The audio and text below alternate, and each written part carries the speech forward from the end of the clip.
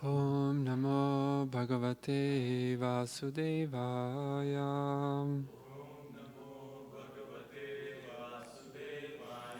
Om Namo Bhagavate Vasudevaya.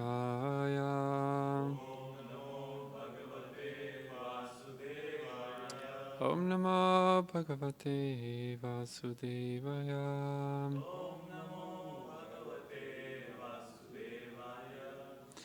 Right, so this morning we're going to discuss Srimad Bhagavatam. Specifically, you can give this to Prabhuji. And that's from Prabhupada, right? From the deity. From deities, okay, from Krishna. No, from Radharani. Judging by the length.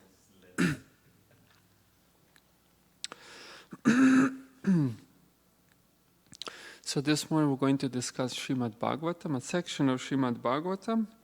And then, of course, no thing, as the saying goes, no man's an island, meaning no one person lives for and by themselves. So similarly, no one thing exists just on its own and for itself. So therefore, whenever we speak about, or whenever we speak on any of the sections of the Bhagavatam or Bhagavad Gita or anything, we cannot fail to refer to other sections of the Bhagavatam, Bhagavad Gita, and life in general. Because all these things are very intimately connected. Well, not maybe always intimately, but they are connected. Just a side note, there was a Buddhist philosopher, he said because everything is interconnected and interdependent, therefore everything is in illusion. I completely disagree. I think he really lost it, but half of the equation he got right, because he was thinking, okay, I'm sitting right now. I'm not sitting on a chair, but he was sitting on a chair. So me sitting on a chair means I'm depending on the chair. If there was no chair, I would go down, and then if I continue to go down, I would hit the floor. But that means then I would rest on the floor. In other words, my resting would depend on the floor. But if the floor were to disappear, I would go further down. But again, you would hit something else and something. And in this way, everything is actually depending on something else. And in this way, as a matter of fact, everything is like one giant circle where everything is connected. Everything. And he said, therefore, everything is illusion. Which I don't know how in the world he concluded that. But in other words, he was saying that there is no one thing, because you cannot conceive of existence of one thing without conceiving of existence of other things. But anyhow, some other time about that guy. So how many of you have read the 5th canto of the Bhagavatam? I've read the first 4 chapters now on the 5th chapter. Oh, okay, of the 5th canto. Okay, very nice. Well, then I'll quickly tell the story of Jada Bharata. I just don't like when this is in my face. No, I got it. Yeah. Because it obstructs communication.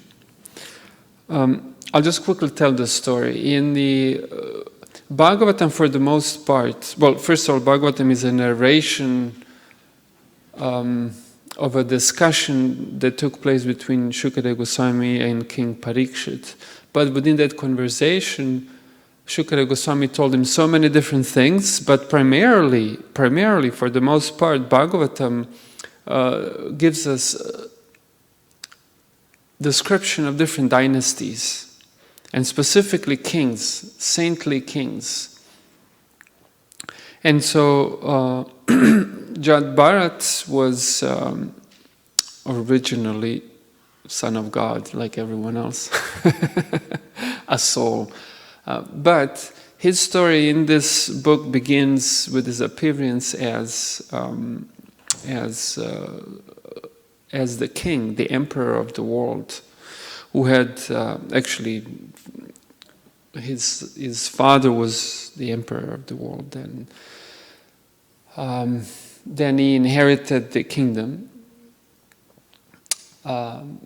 He was also a king, an emperor like that. And then before he left this world, he he instructed his sons, and then he departed, as it was the custom for kings to do. And so when he left, he retired to the forest, lived the life of renunciation as it was expected from the kings. Just as a side note, if you study, for example, lives of kings and lives of sannyasis, in the beginning and in the end, they were very, very, very similar. So Kshatriyas and Brahmanas would receive nearly identical training in Gurukula, just that Brahmins would stay longer to study Vedas more and better. And then at the end, they would end up very much the same with renunciation. As a matter of fact, it was expected in traditional Vedic system, it was expected from two higher castes to take to the life of renunciation after age of 50 roughly or so. This is rather important, but maybe some other time about that, so we can stay on topic here. And so while in the forest, he lived an austere life. He was doing his pujas and meditations and prayers, whatnot, fastings, etc. And so one day he came upon a deer, a female, well, what's a female deer? Doe. Yeah, you're right. And she was pregnant with a baby, and as she was drinking water from a stream, there was a roar of a lion, and she got scared, and she jumped over the river. And as she jumped over the river, because of the advanced pregnancy, she actually delivered the baby. The baby just came out of the womb and fell into the stream, into the river. And mother actually ended up dying from, I think it was from fear or whatever, the shock, whatnot. And Bharat saw all of this. By the way, this is the famous Bharat that India or the whole planet is known by, Bharata Varsha. So, being a compassionate person, he took the baby animal, took care of it, and the thing grew up with him. And so, animals, just like humans, when they're young, they're very frivolous, they're playful, they're cute. We all used to be cute, not anymore. Once you grow up, then you become ugly as hell. Just kidding, just ugly.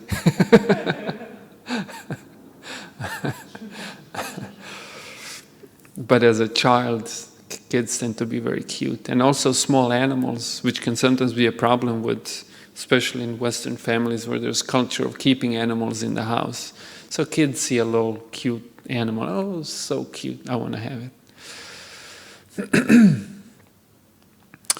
And so he took care of this little animal, and the animal was just really cute and really playful. And so as he would meditate, the thing would come and play with him and interrupt his meditation. And him being compassionate, soft-hearted, he would actually tolerate it. And he, in due course of time, he grew very affectionate of this deer. And fast forward in the story, his affection having grown beyond a healthy affection that a self-realized person, a soul, would have for another soul. Hare Krishna. He developed an unhealthy attachment. Now, this is also an interesting point, because sometimes we hear that a spiritually healthy person should not be attached. However, that is impossible. We're all attached, and as a matter of fact, we should be attached. And we're always attached. The question is, what's questioned here is the quality of that attachment and the object of that attachment. So, for example, a mother that's not having any attachment to her kids is not a mother, it's a monster. just one example of a friend who feels no affection for the friend. That's not a friend, that's a monster. Generally, soul that has no affection for another soul is a very spiritually unhealthy being. So it is actually perfectly normal for Bharat to experience some attraction to the deer. Very normal. But his attraction became mundane. That is the problem. That his attraction became mundane. He wasn't attracted to this deer thing, oh, this is a part and parcel of God, of whom I should take care. But he just, his attachment became mundane. In other words, he enjoyed the frivolity, the cuteness of the animal, etc., etc. And so eventually he started to lose his spiritual focus. And at the end of life, actually in one point the deer left him, because it's an animal. When it grew up, it left him. And he would, and even before the animal left him, when the animal would disappear for a few hours, it'd be very, very troublous. It was thinking, where's my deer? And we go here and there and look for the deer and call for the deer and pray to God, for the safety of the deer, etc., etc. And so eventually he died thinking of the deer. And he got an animal body in his next life. And so because he was a rather very elevated soul after dying, when he got a next body, the body of a deer, he had this tremendous boon to where he could remember his past life. So he could remember his past mistake. And so as a soul in the body of a deer, he resolved, with great determination, he resolved that he would not make the same mistake again. He ended up living in an ashram of sages. And then in that ashram, eventually he died. And then he was given a human form of body, a human form of life, human body. And so, so at this point, he was known as Jada Bharata. Jada means, how would you translate it into English? Dumb. Inert. Well, Jada means dull also. Dull, dumb, not sharp. No, not crazy. Jada doesn't mean crazy. Jada is things which doesn't move, or it's more like if you look at. Oh, is it? Yeah. Uh-huh. Because he was like people are hitting him. Him. Thank you. And so he was born into a... here come a few more microphones. We shall duly amplify everything. So when he was born again, he yet again could remember his past lives. So he continued with his determination. And so he was born to a father who had 2 wives. He was born as one of the 2 children of his father's younger wife. In other words, he had one more sibling who was a girl, and his father from the other wife had, I think, about 10 children or so. And so in one point, I forgot. His father tried to educate him throughout his life. And he made this resolution that he would not interact with mundane people at all, including his family. He made a very, what some would describe as extreme decision. And so as his father, completely affectionate, tried to educate him about not necessarily illusory, mundane things, but he tried to educate him actually about Vedic culture. He tried to teach him Vedas, he tried to teach him how to keep clean, he tried to teach him different religious procedures, etc., but he would on purpose not show any interest. And so eventually, even though he was like this, his father was very affectionate towards him, and would never lose his patience and continue to try to educate him. And so eventually his father died. And then as his father died, his mother, Bharat's mother, the younger wife of this Brahmin, she decided to die with her husband. And so as the body was cremated, she entered the fire and died with her husband. And at this point, Jada Bharata was left to live with his siblings and with his stepmother.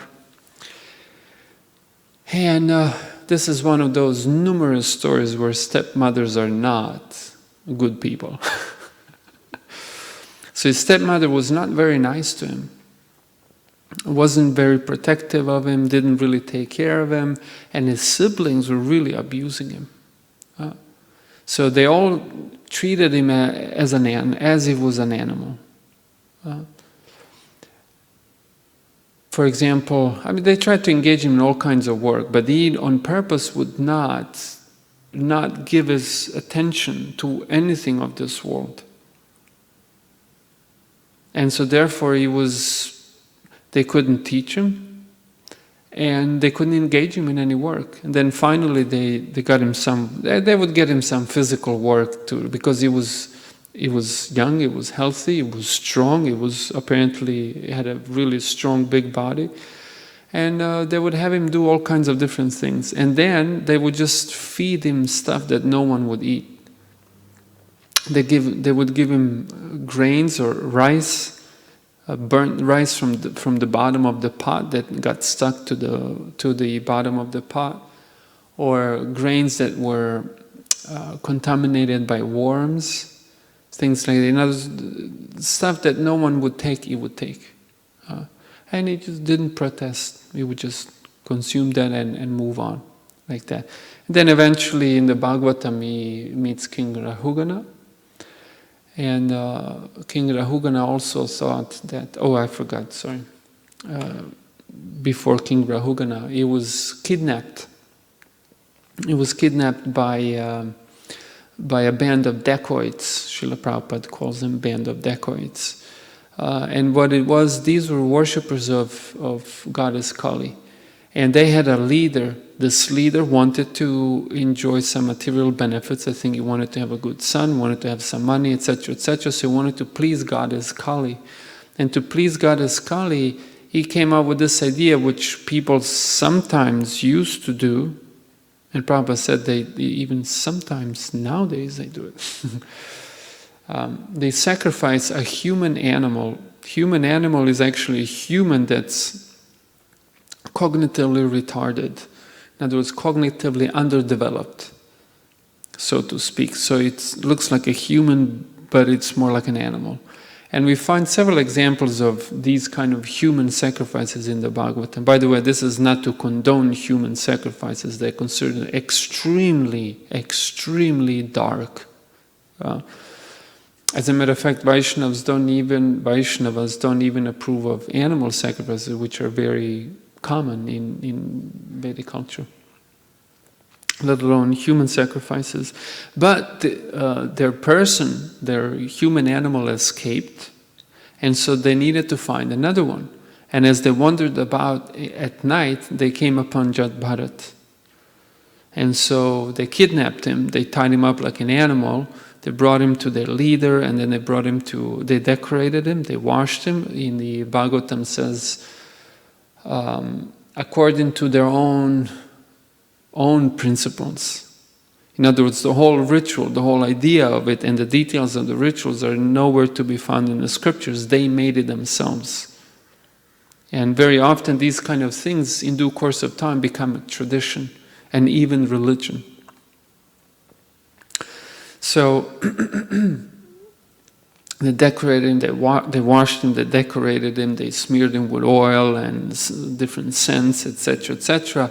And they presented him before goddess Kali in the temple, and then they danced, they played instruments, they offered pleasant items to goddess Kali, and then the priest, the so-called priest, took a sword and he was ready to cut Jada Bharata's head. And when he raised his head and was about to lower the sword, and he was about to lower the sword to cut Jada Bharata's head off. Very gory.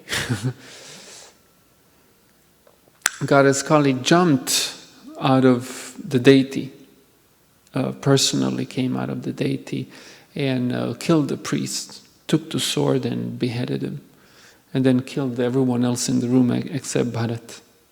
And now Goddess Kali can be very angry, can be very ferocious, and she is terrible. In the true sense of the term, she is terrible. And her terribleness, her terror, manifested when they tried to harm this otherwise very elevated, spiritually elevated personality. And there's description of things she was doing to them, and maybe not before the deity's era. But nothing to Bharat. And then after she was done dancing and inflicting all this horror upon these people, the story continues with Jada Bharata was then picked up by the servants of King Rahugana. King Rahugana was traveling on a palanquin. They lost one of their carriers. They needed one. They came upon Jada Bharata. He looked dumb. He looked tall, strong, young. They took him. They just took him. They didn't ask him anything. They just took him. And he was thus forced to carry the palanquin of King Rahugana. And in due course of time, King Rahugana got to realize who this person was, that he wasn't just an ordinary person, that he was rather an extraordinary person. And King Rahugana became his disciple. And this is how we have, how many of you read the chapter of the 5th canto of the Bhagavatam called The Forest of Material Enjoyment? Haven't read that? You have? Okay. You read that? No. Didn't get that far. Okay. Can I ask a question? Yes. So why actually Jada Bharata replied to King? Why did he reply? That's an excellent question, and specifically because of the presentation I'm about to make. So if we could park that question and then remind me to go back to it afterwards. But that is an excellent question and sharp observation. Why did he do that? If he ignored everything, why did he not ignore this? Actually, he tried not to answer also for a long time. Correct.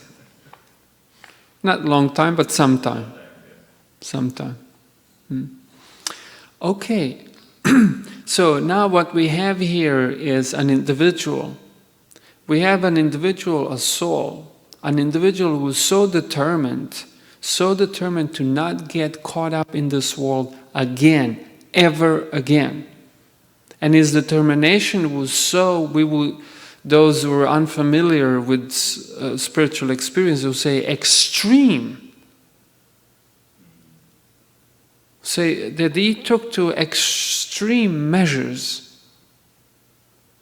That he decided to completely ignore the world. By the way, there are other examples in the Bhagavatam where this kind of thing was taken too. For example, was it King Dhruva when he went around the world, he traveled, and then one of the things he saw was a man practicing Python yoga, where he just ignored the world to such an extent he wouldn't even endeavor for his own food.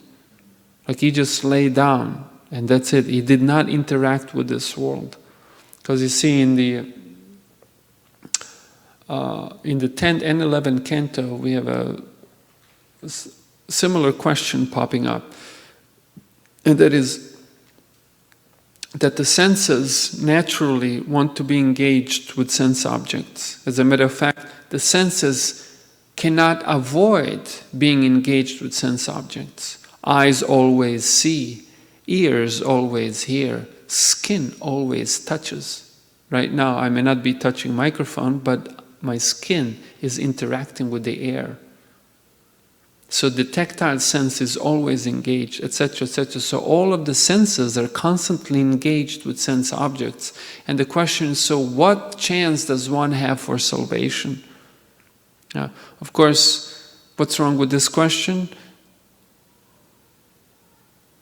Senses has to be engaged. Correct. Well, that's the point. The senses cannot but be engaged with sense objects. But the assumption that if the senses are engaged with sense objects, therefore one is in illusion, is actually a wrong assumption. So often questions are born out of wrong assumptions. So, excuse me. So the problem is not that the senses are engaged with sense objects, but the problem is, Hare Krishna, but the problem is that the senses are when engaged with sense objects, tend to be engaged in an illusory capacity. So just the fact that sages, is that Bhagavad Gita back there? Or if you could just not put it on the, no, your Bhagavad Gita, if you could not put it on the, where people put their backsides. Thank you. So just the fact that sages, these are serious sages in the Bhagavatam, they're thinking that simply because senses are engaged with sense objects, this means you ought to be in illusion, tells us something. This tells us that the nature of living beings or in the material world is such that when they interact through their senses with this world, they tend to be in illusion. Is there anything wrong with the senses? No. Is there anything wrong intrinsically? Is there anything intrinsically wrong with the sense objects? No. Is there anything intrinsically wrong with the soul? No. But because we are not living the life of love, specifically life of love of God, we don't live for love of God, we live for lust. The living beings who find themselves in the material world are beings who don't exist for the sake of love. They exist for the sake of lust, for the sake of selfishness. So therefore, whatever we come in contact with, we experience that thing as an object for our personal selfish gratification. As a matter of fact, most times, especially in the modern Western world, when people say love, they don't mean love, they mean lust. In other words, if this other person somehow or other satisfies my vanity, or any aspect of my vanity, then I say, I love this person. But the nature of that love is as much as a child loves an ice cream, because it gives some titillation to the tongue. So that's our problem. Is there anything wrong with money? No. But yet when we come in contact with money, we lose our heads. Is there anything wrong with vehicles? No. But we come in contact with, especially more schwankier the vehicle, worse the case of illusion. So in other words, whatever our senses come in contact with in this world, we tend to, through this experience, nurture our selfishness. And in this way, we're unqualified for the life of love. And specifically, our relationship with God is based on love. And because we're so spiritually unhealthy, we cannot have a decent relationship with God. That's why we're here in the material world.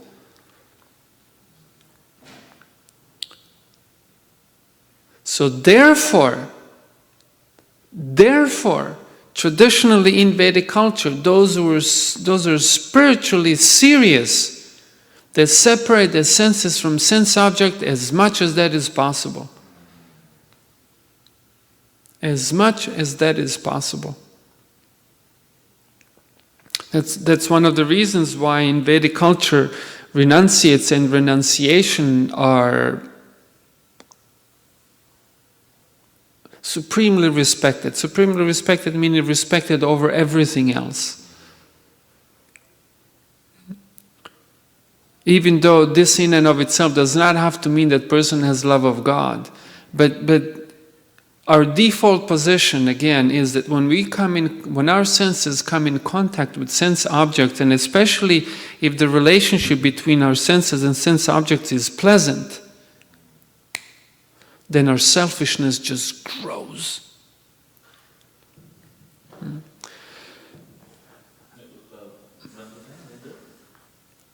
When our senses come in contact with sense objects, then our selfishness grows. Expands. Doesn't have to, but that's our problem. See, there's one place, well actually it's a common saying that power corrupts and absolute power corrupts absolutely. But that is so not true. Power does not corrupt. We're already crooked, we're so morally, spiritually unhealthy that when we come in contact with something which is actually from God, power, we don't use that for the sake of service of God or any kind of service except our own selfish service. And we become a power monger, power hungry. So power is morally neutral, power is not. So same thing. Power in and of itself is not bad. Same thing with anything in this world. Men, women, music, instruments, knife, arms. Are weapons bad or good? No, they're morally neutral. Depends how you use them. Depends how you relate to them. But you see how crooked and twisted humans are when they come in contact with weapons, and more powerful the weapons are, more crooked humans become. Because now they can control other beings. I was a soldier, I experienced this. I was given a gun and I carried this gun always on me, because you have to as a soldier. It's one of the things, you never leave your gun anywhere. If you lose your gun, I forget what the punishment was, but that was like one of the first things you learn. You never separate from the gun. So I carried this big automatic rifle, and I wasn't all that educated back then, but in spiritual matters. But I was some sort of a sentimental pacifist, like against violence. And so I hated this thing that I carried, but I carried it for a year, 10 months. Then after a few months, I started noticing how a desire was creeping up in me. Desire to use this gun, to be violent. There's actually a story in Ramayana, I think. How Indra became afraid of a sadhu who was performing austerities, and he thought that this sadhu is becoming so powerful, he's going to take over my position. So what he did, he disguised himself as a prince, as a kshatriya, and came down to where the sage was and asked the sage to take care of his sword. And he left his sword with him. And he told him he'd be back. And the sage said, "Yeah, I'll watch it for you with my life. I'll care for it. And then the sadhu, having given his word, never separate himself from a sword, and then in due course of time, because of his association with sword, developed desire to become violent. In other words, he wasn't completely spiritually pure. There was some trace of desire for violence. And this was provoked in his contact with the sword. So again, same point. Senses and sense objects are morally neutral, and there's nothing wrong. It is perfectly normal for the senses to be in contact with the sense objects. But our problem is that more we find ourselves or our senses in contact with sense objects, when this connection is pleasant, more selfish we become, and therefore more we go away from the life of love, which is the nature of our connection with God. Our connection with God is based on love, that we're pure reciprocant of a loving relationship with God. So therefore, Jada Bharata resolved that he would not interact with this world, that he would interact with this world to such a ridiculously minuscule degree. Of course, anyone like that today would be considered completely crazy. But of course, as Prabhupada said, famously questioned, well, who is crazy? Let's discuss this. Maybe you're crazy. People can become so arrogant about thinking that whatever their concept is the right concept. But we're living in extremely materialistic times where people conceive of and measure success in terms of materialism. So now Jada Bharata decided to not completely because that's impossible, but to extreme degree ignore this world. And therefore, even when his father was trying to engage him in religion, he cared not a fig about religion. Because after all, most religious concepts are also mundane. They're not exactly transcendental. So, the interesting point here is that Jada Bharata could do this because of previous experience. Because of previous experience. Had he not had those experiences before, at this point in his life, he would have not been able to have this resolution. And generally, when we find someone in spiritual life so determined to just cut through this world and go back to Godhead without showing much interest to this world, in this world, that means that this person has had previous experiences. Maybe in this life, past life, doesn't matter. Past lives. So, if we at least intelligently understand that the goal of life has nothing to do with getting entangled in this world or repeated births and deaths, but that the goal of life is to return to the spiritual world, the world of pure love between soul and God. If we at least intelligently understand this, then we will try to interpret our experiences in this world in such a way that eventually we become like Jada Bharata. Maybe not precisely in the same external capacity, but at least with the same internal resolve that I do not want to get entangled in the mundane world.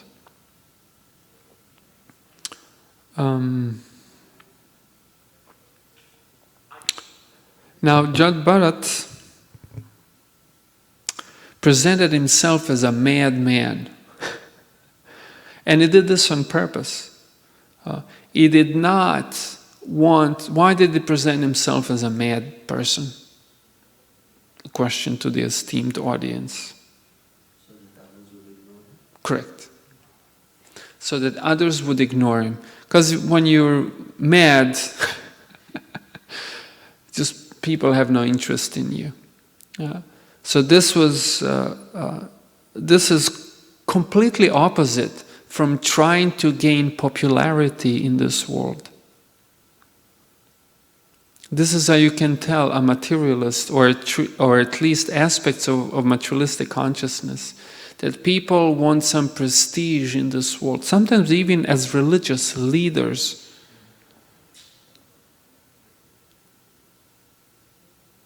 But Jada Bharata did not want any, as a matter of fact, he wanted everyone to think that he's crazy nuts and just leave him alone.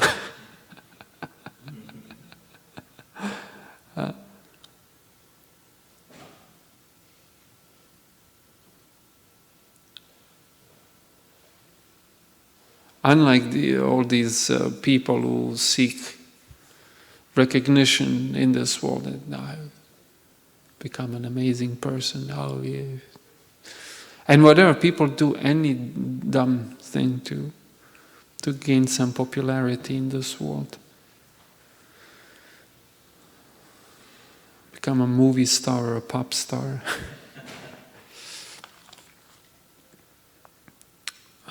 And why did he do this? Because he wanted to save himself from what he considered bad association. So what can we learn from this? Something that we can definitely practically do, any one of us. That is that we should seek only transcendental association. The people with whom we intimately associate are actually serious transcendentalists. And mundane people, well, let them go wherever they want to go. Of course, we don't want them to go there. We would be very happy to help them not go there. But in terms of our own personal, intimate life, yes, we only are interested in transcendental association. Now, in the book somewhere, in the beginning of not that chapter, I think it's like 5th, 6th, 7th, 10th chapter, I think. It says, within he was always thinking of the lotus feet of the Lord and chanting the Lord's glories, which save one from the bondage of fruitive action. In this way he saved himself from the onslaught of non-devotee association. So in other words, what's introduced here is that, okay, fine, he was ignoring the material, mundane world and all of its aspects. But that in itself is not enough. That in itself is not enough. One has to, there's no point in trying to follow because I'll be jumping all over the place. I won't help you very much.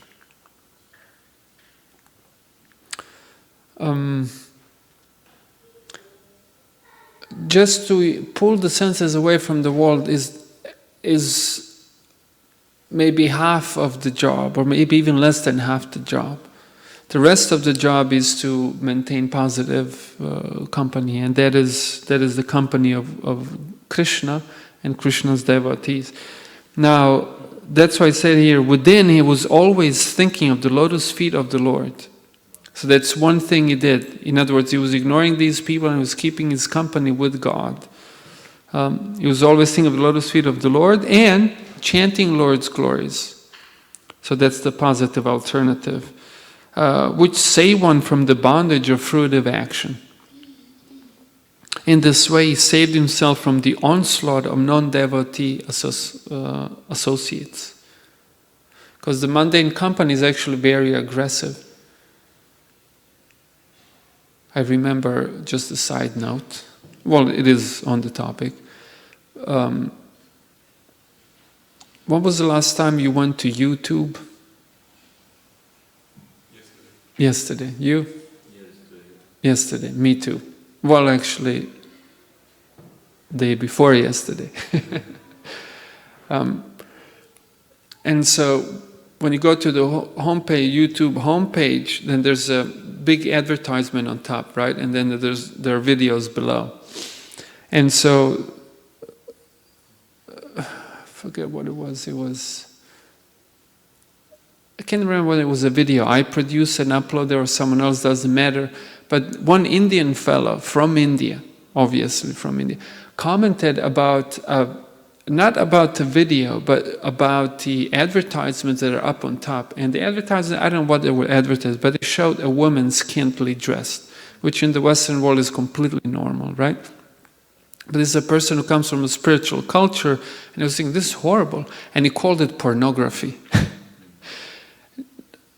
Of course, when he said that, like, one after another, one after dozens and dozens of all these mad materialists started to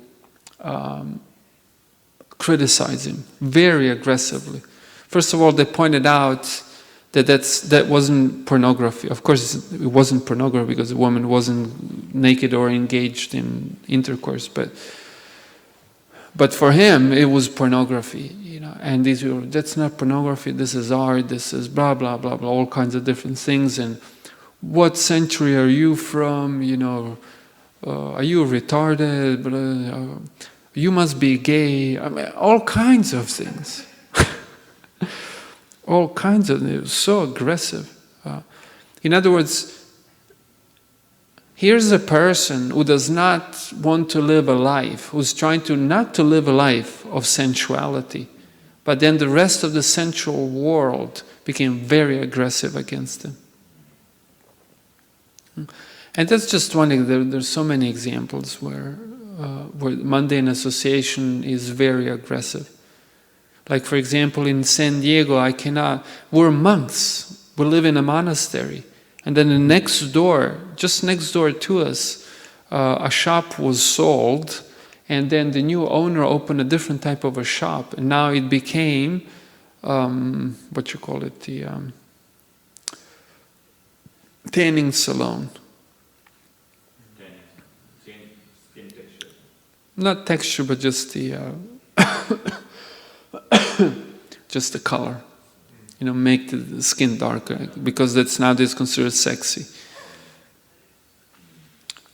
Previously it was white. More pale you were, the better. At least in Europe. That was the standard.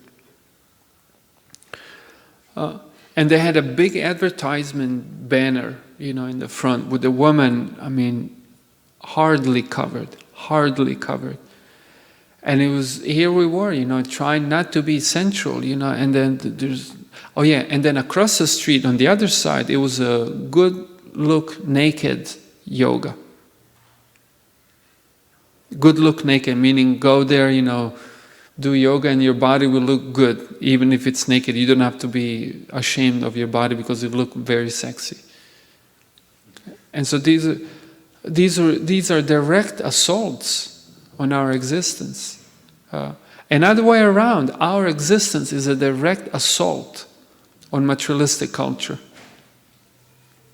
These two cannot coexist in a peaceful atmosphere. Just like fire and water cannot coexist in the same place. Now, as he was doing this, so on one hand he was pulling away from the world, and the second part is that he always meditated on Krishna. And so, but then there were challenges. For example, people, not only his relatives, not only his siblings, Hare Krishna, not only his siblings, not only his stepmother, but even other people, they call him Brahma Bandhu, which is, well, it's offensive, because he was born in a Brahmin family, and to be a Brahma Bandhu means you're just a friend of a Brahmin, you're not Brahmin. That's a way of saying you're not Brahmin. And so people call him things like this. His stepbrothers abused him, as I said earlier. he'll give him, engage him in hard work, and then he'll give him food, stale, bad food that went bad, things that no one else would eat. That's the kind of thing he was given to eat.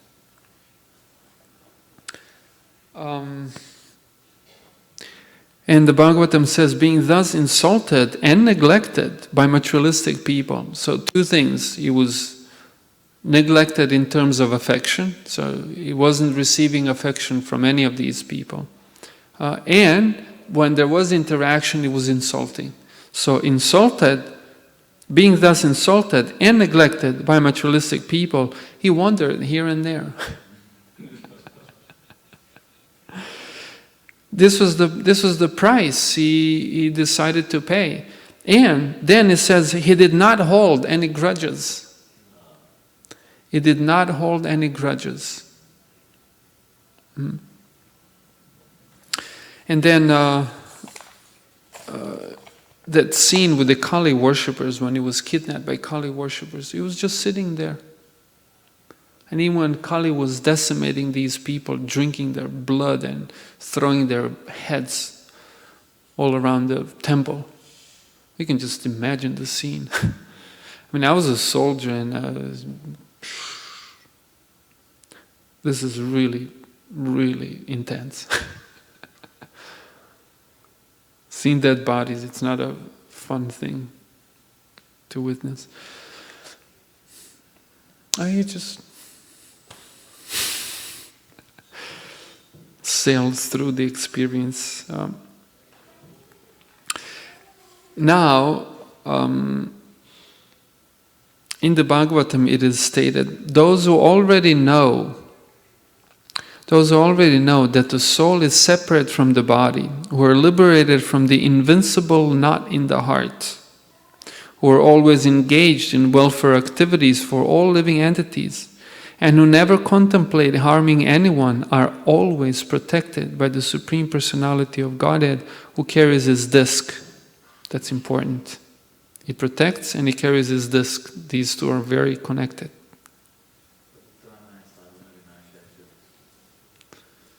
Disc. You mess with a devotee and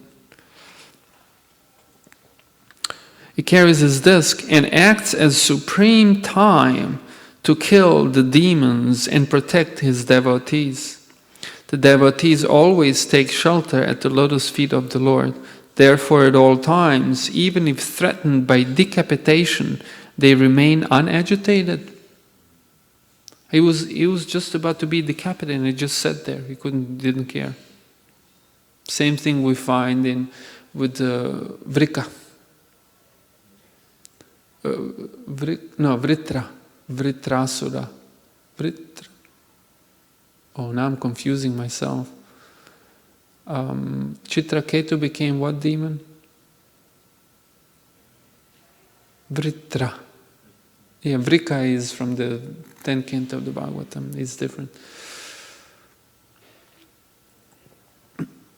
Indra cut his head off he had to get the kavacha and a special protection, etc., etc. It took him a year to cut through because he grew so big, etc.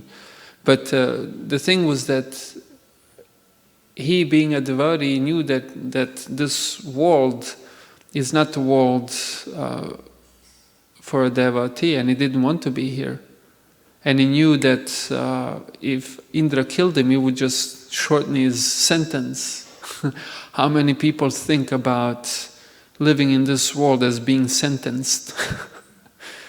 It's like a prison sentence. So yeah, he didn't care.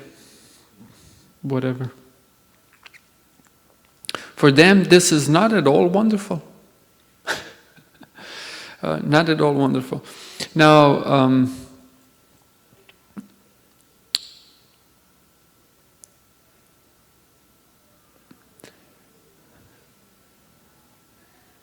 I wonder if I should say it now.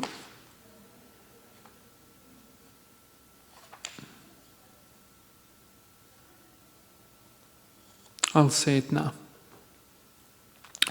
So, why is it important that at this point in this chapter we hear about Krishna's protection of his devotee? Whereas it is very obvious. It is very obvious that there's so many devotees who, for example, you have a picture of a devotee who died relatively young.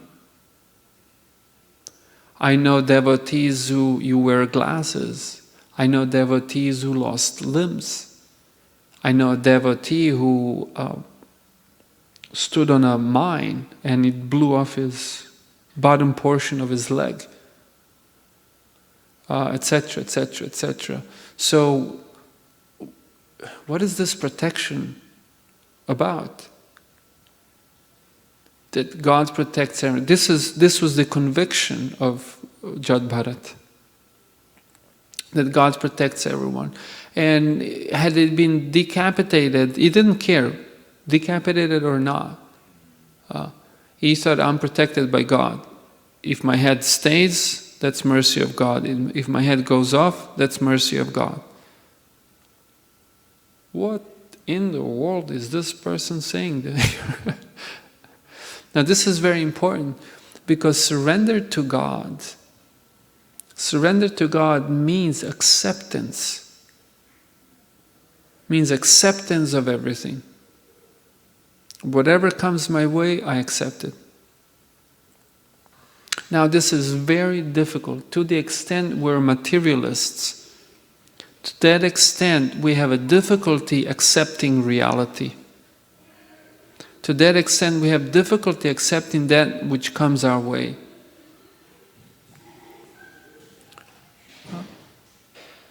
See, if there is someone such as God, then if this person is truly all-powerful, then yes, nothing happens without God's approval. And therefore, whatever comes my way, I ought to accept it. And sometimes we'd say, yes, I accept everything, but still when something happens, we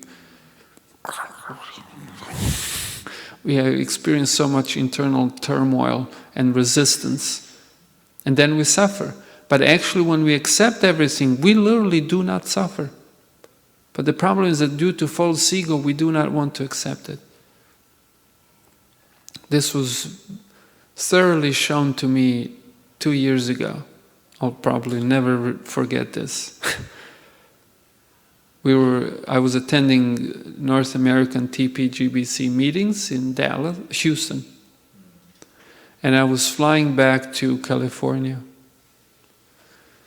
And so the day before was a fast. I think it was Ekadashi or something like that. So I fasted the whole day. And then I thought I was going to break my fast when I come to San Diego, because it's a fairly short flight. I'd be in San Diego like around 8:30. Breakfast is at 8:30, perfect. I'll just have breakfast. And we all got onto the plane, and the plane was about to take off, but it didn't take off. And then it was late 1 hour. It's like, okay, all right, I can live, if I take breakfast at 9:30, no problem. I can, survive another extra hour. And then the announcement was given that the plane would not take off. There was some mechanical issue and that we have to catch another flight. So we all got off of the plane. And then we waited for a couple of hours. I was like, okay, that's 3 hours delayed breakfast. I can manage that. All right, 3 hours. And then we got onto that plane. And then the plane was about to take off, but it didn't take off. And then again, we waited for like 45 minutes. And I'm thinking, okay, now this is coming to 4 hours. My mind's just starting to get really agitated. And then again, they tell us, no, this flight will not take off. And then we get off this flight and we go to this really lousy company. Forgive me. They were so disorganized. It was amazing. And then we were supposed to be rescheduled. They were giving us free tickets for some other. So my flight was in the evening, and I had to spend all this time at the airport. And then in the whole airport, I could not find anything anything to eat. Like there were no fruits, there were no vegetables. Finally, I found a salad bar, but I couldn't get salad without salad dressing, because it came premixed, and every single salad dressing had eggs and onion and garlic and you name it. I was really puffed up. I really fought that situation, fought it like very intensely, internally. Then in one point, about an hour before my flight in the evening, so in other words, I spent the whole day in complete agony and turmoil. And then in the evening, finally, I surrendered. And I just accepted the situation. And I took my beads and I started to chant Hare Krishna. And I never, ever in my life enjoyed chanting God's names as then. Because after tremendous suffering, I finally gave up. I finally surrendered. I finally accepted the situation. And now, without materially being completely crushed, being hungry, smelly, uncomfortable, there was nothing for my selfishness in that situation, and I just accepted it, finally. And then when I started to chant Hare Krishna, then I was so happy to selflessly call out to God, just glorify God by chanting God's names. And I experienced tremendous satisfaction. I don't think I was ever so happy in my life. So there was a little glimpse into... but generally we have difficulty with accepting things. Why? Because we have difficulty surrendering to God. But here, when it speaks of Krishna's protection, says that the devotee always takes shelter at the lotus feet of the Lord. Therefore, at all times, even if threatened by decapitation, oh man, that's a lot. They remain unagitated. Of course, this does not mean that we should endorse and tolerate ignorance. Things that are immoral, spiritually crooked, etc., we should definitely fight against. But even if we lose that battle, we should still accept that as God's mercy. In other words, if you see person A being abused by person B, materially, spiritually, in any way, and we see that, we should not just say that's God's plan. We should go interact and try to help the innocent person. Save the person from the onslaught of ignorance, from the onslaught of spiritual ignorance, from the onslaught of just brutal immorality, etc., etc. But if we fail, we should still accept that as God's mercy somehow or other. Because there's so many people, there's even a medical technical term called compassion fatigue. Look it up when you get a chance. Compassion fatigue. It's a technical term, technical medical term. In other words, when someone's engaged in the capacity of compassion, trying to help other people, in one point, because this person does not have God realization,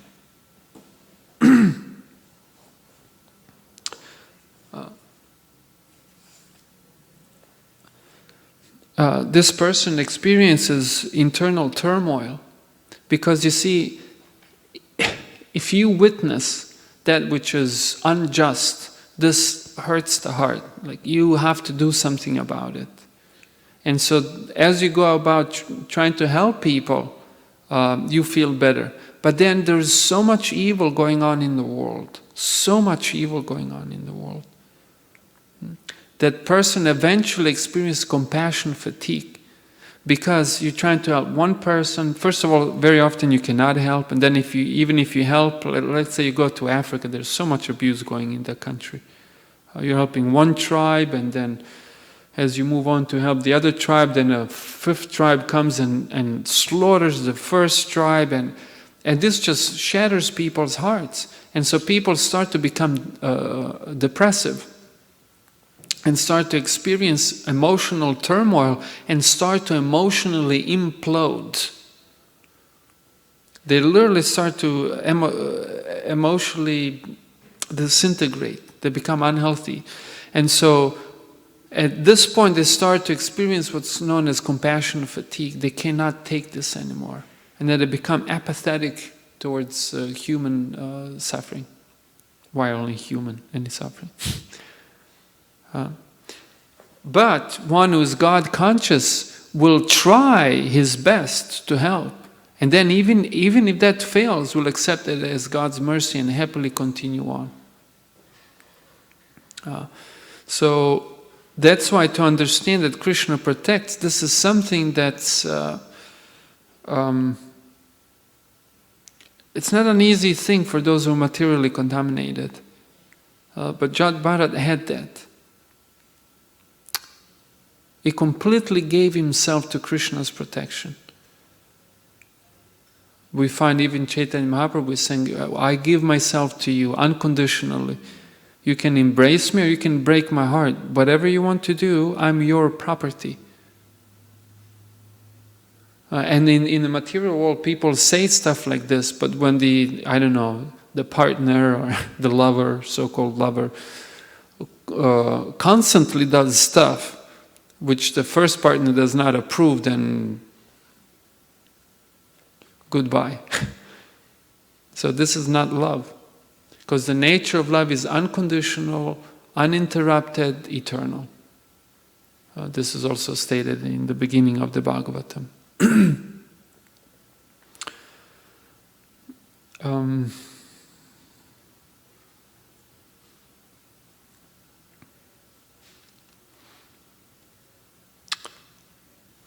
Okay. You know what? I'm going to skip a lot of stuff.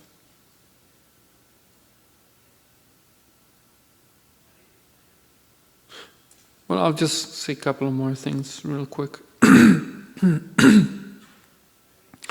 So at the heart of this idea of surrendering to God is this willingness to accept everything at the end, ultimately, as God's plan and God's mercy. And Jada Bharata did this. And so he ignored everything that was going on in the world, and he tolerated no matter what was going on. Then we'll discuss your question. So therefore, this idea of samatva, this is a very powerful, very prominent idea that we find in Vedic tradition, that we don't find so much in other traditions, definitely not in Middle Eastern traditions. The samatva, or this equanimity, to be equal, to be equipoised, undisturbed, etc., to tolerate dualities, to tolerate happiness and to tolerate distress.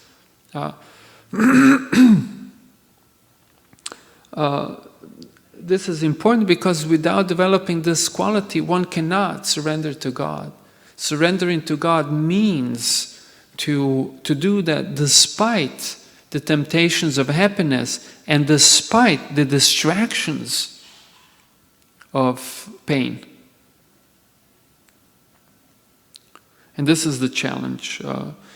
Yam hi na vyatayanti ete purusham purusharshava sama dukkha sukham dhiram somritatvaya kalpate. Commenting on this verse, you know this verse? It's a famous one from Bhagavad Gita. Yam hi na vyatayanti ete purusha. Oh, best of the people, one who is not agitated, one to whom dukkha and sukha, pain and happiness, are same. That person is called dhira, or unagitated. And so, such a person, amritatvaya kalpate, is eligible for amrita. Amrita means deathlessness. Means this is the kind of person that that can achieve eternity. And when commenting to this verse, Srila Prabhupada says, one who can tolerate the onslaughts of distress and happiness is a person eligible for liberation. So this is repeated many times throughout the Bhagavad Gita. That what's the necessary qualification for liberation? Samatva. And so this is something that this doesn't come just. This comes with practice. We have to practice and of course get Krishna's mercy. But why would we get Krishna's mercy if we're not even trying to practice it? So, yeah, it's something that requires practice.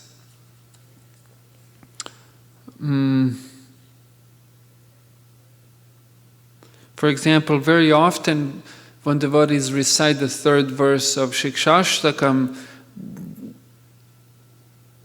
they do not think of the third verse, right? Trinadapi, so one should be tolerant like a tree and one should be humble like a blade of grass, and in that state of mind one can chant Hare Krishna or holy names of the Lord constantly.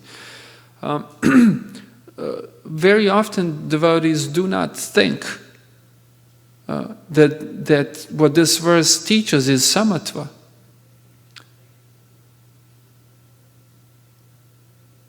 How in the world, in order to surrender to God, one needs to learn samatva, equanimity. And in order to practice samatva, and practicing this samatva is the preliminary, basic qualification for amrita, for transcendence or deathlessness, or the life of eternity or eternality, whatever, spiritual life. So therefore this is possible only by Trinad Api Sunicha, that one be humble like a blade of grass. Because if one, like when I was at that airport, I was just puffed up thinking, yes, I'm entitled to all this awesome sense gratification. And then when sense gratification, not only that it didn't manifest, but I was left with 2 days of discomfort. It just, Krishna showed me where I was at spiritually, in a very pathetic condition. Spiritually.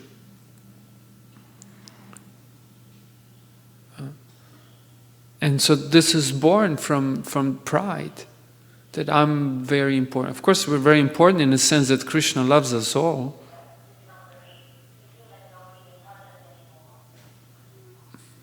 Oh, that's somebody on the phone in the lobby, is it?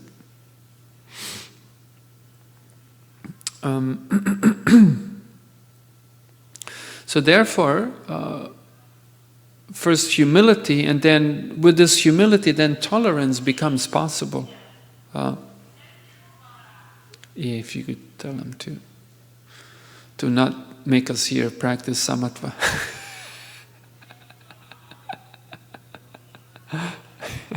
We hate that.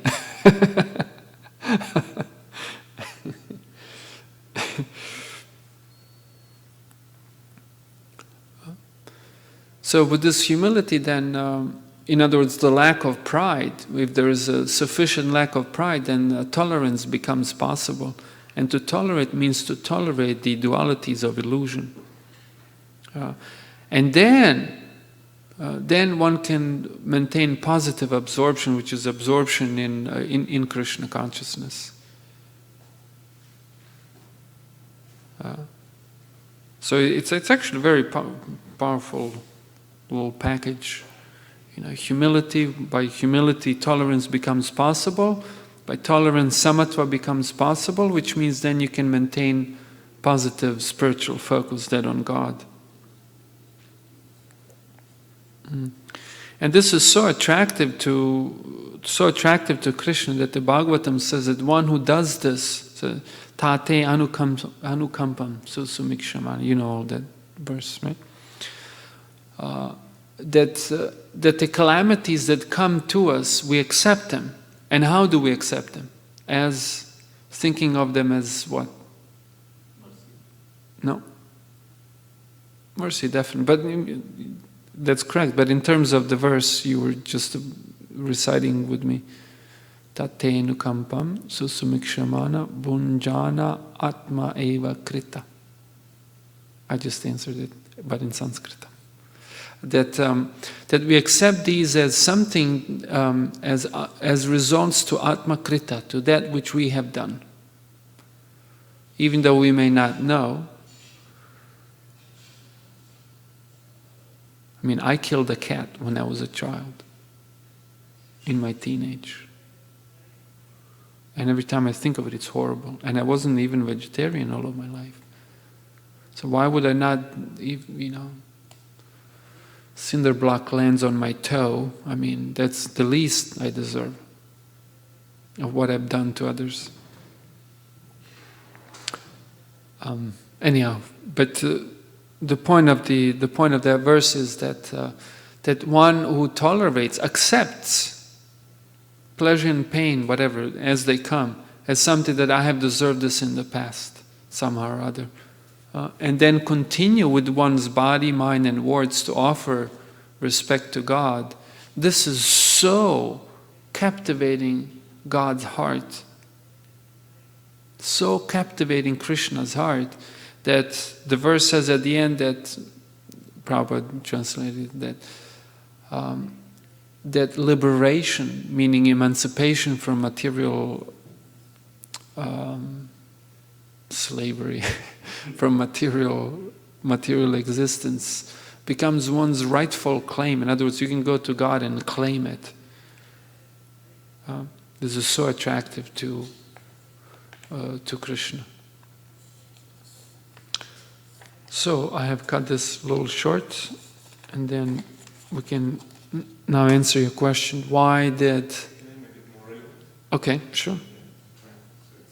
So it's I thought it was pretty relevant the way you put it, Yeah, but if yeah. you want to... Yeah, so give some background in nutshell. So first of all, Mahat Tattva Prabhu, thank you so much to covering this Srimad Bhagavatam first canto. It's very relevant canto, talking myself. It's one of my favorite one. It's especially 5 on 1. Yeah. Don't be like hogs and dogs. Yes, so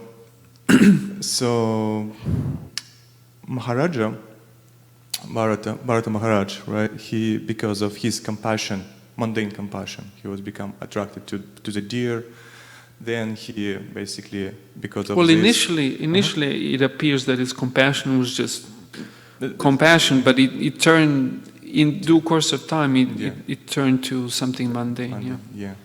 That's the picture I get, but non-spiritual compassion. Yeah.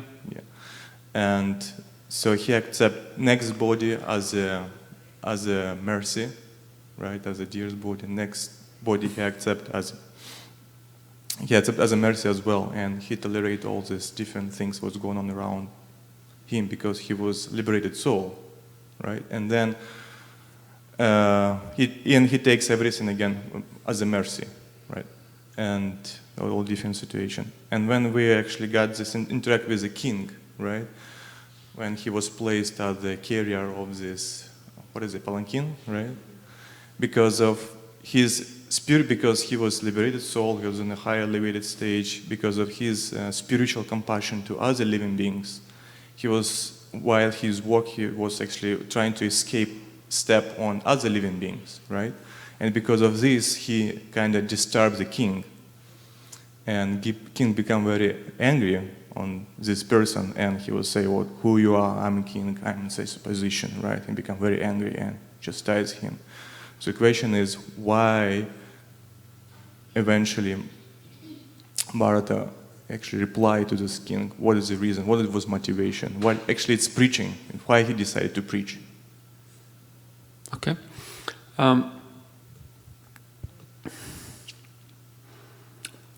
If you carefully read that section of the Bhagavatam, you will see that actually he was agitated. Even Rishabhadev, who's said to be unagitated, is described as agitated. For example, Rishabhadev, right? it was rolling in his own excrement, which was not an ordinary excrement because it's described as fragrant, etc., etc. And why did he do this? To keep mundane people away. But still people made fun of him and disturbed him enough to where he actually left that position, started to wander the world. Or other way around, or he was wandering the world and then I can't remember that detail, but it's described that he was actually disturbed.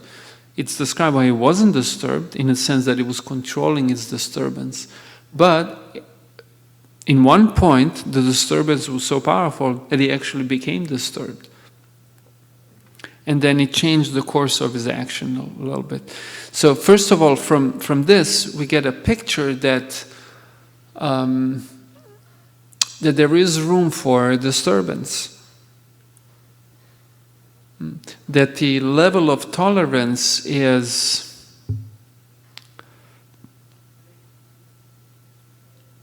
of different heights for different people. Even Srila Prabhupada could tolerate only so much. He tolerated a lot, but even he could tolerate only so much. In other words, it is not that a transcendentalist can ever become a motionless machine.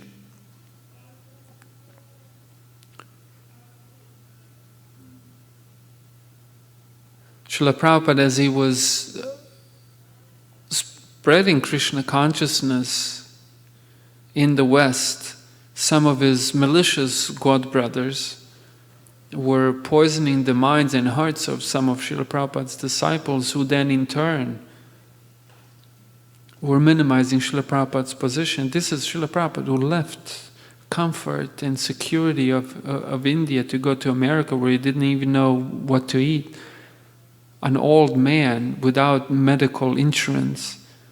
Like, how many people nowadays would even become brahmacharis without medical insurance? But Prabhupada left all of this at a great risk, personal risk, and to help these people. And as he was helping them, they were raping him. Not literally, of course, but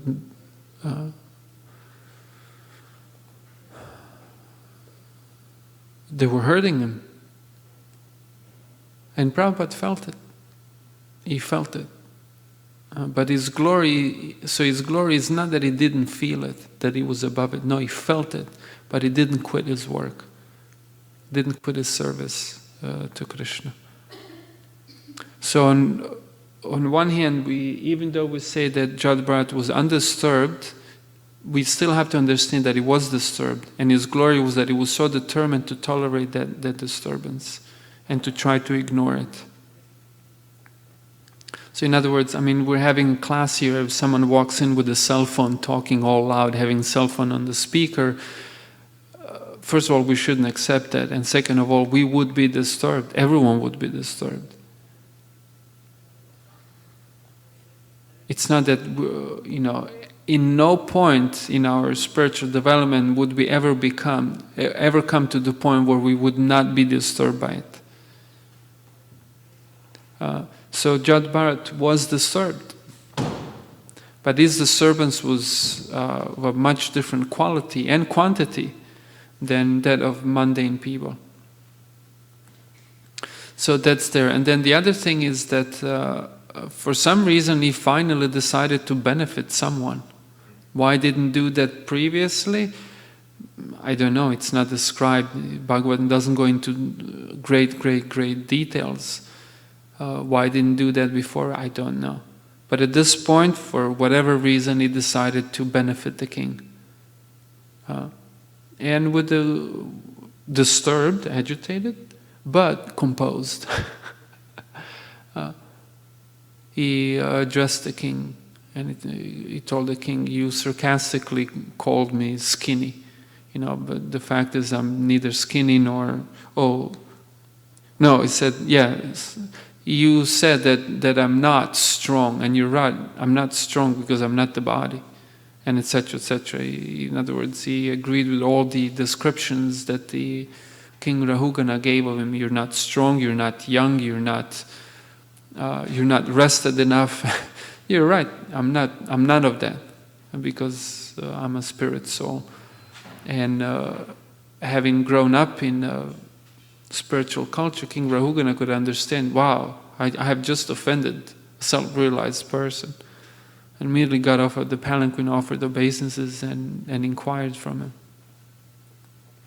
Please instruct me further. And then he spoke, and I don't think we hear anything past this chapter, right, of King Bharata. That's about the extent of the description of King Bharata, which is actually quite a bit, because most of the kings are not described this much in detail. Quite a few chapters, King Rishabhadev, then Bharat. Then he becomes a deer, then becomes Jad Bharat, then the dacoits, then King Rahugana. That's quite a bit of attention to him. Of course, he's King Bharat, the King Bharat.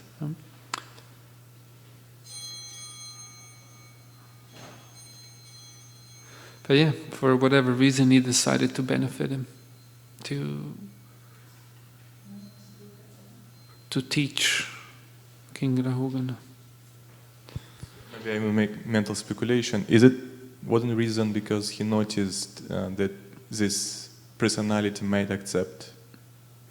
Because he doesn't... You're right, that would be speculation, because that's not stated anywhere in the book. But maybe, I mean, we don't have to say that that's true, but we could leave it at that. In other words, leave that as a possible, as a postulation, like perhaps.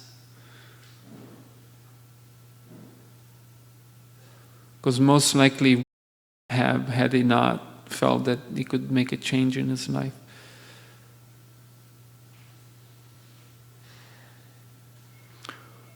Okay, we're good.